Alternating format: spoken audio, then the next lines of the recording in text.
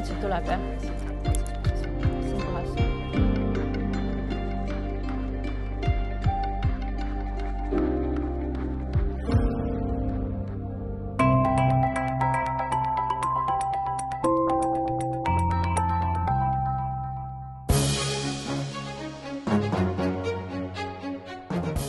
Tere õhtust, UNESCO uudised alustavad.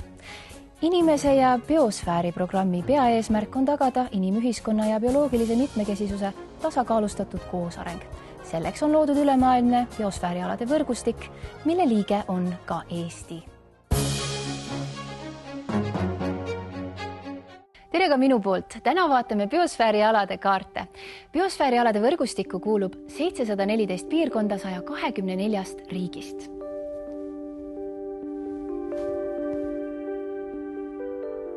Nagu näete, siis Euroopas on neid piirkondi ohtralt.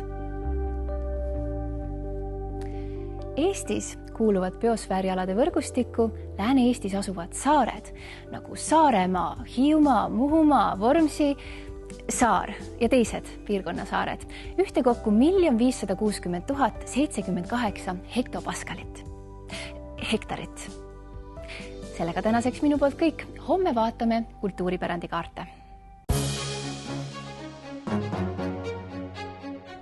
Jätkame heade uudistega. Euroopa naarits on äärmiselt ohustatud väikekiskja. Kui mujal jääb tema asuala peale tungiva Ameerika naaritsa tõttu üha väiksemaks, siis Hiiumaal on olemas end ise taastootev populatsioon. Meil õnnestus ühe vabas looduses elava naaritsaga kontakt luua.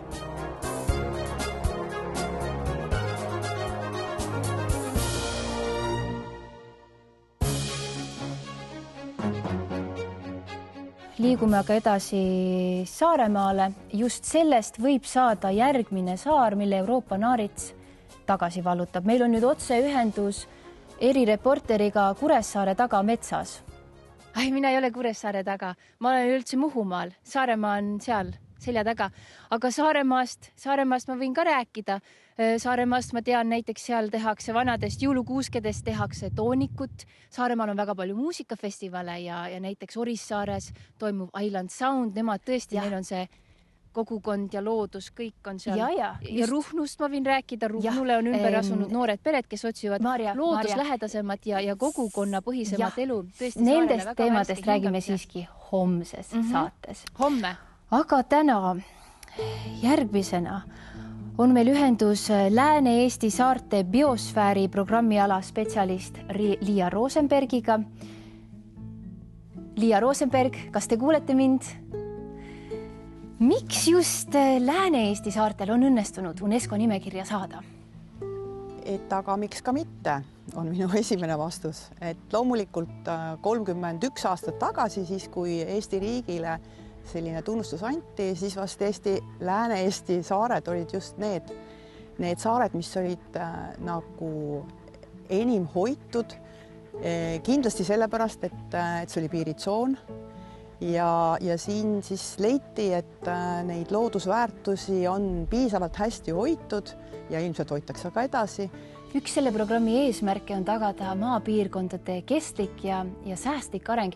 Mis põnevaid uuendusi teil selles vallas on? Säästev areng käib meiega absoluutselt iga päev käsikäes. Ma tooksin eriti esile meie saarte inimesed just, kes mõistavad loodusega koos olla, loodust mõistlikult kasutada ja seejuures ise ka siin saartel ellu jääda. Aga nüüd tänaseks kõik. Sellised olid UNESCO uudised. Kaunist liigirikast elu teile!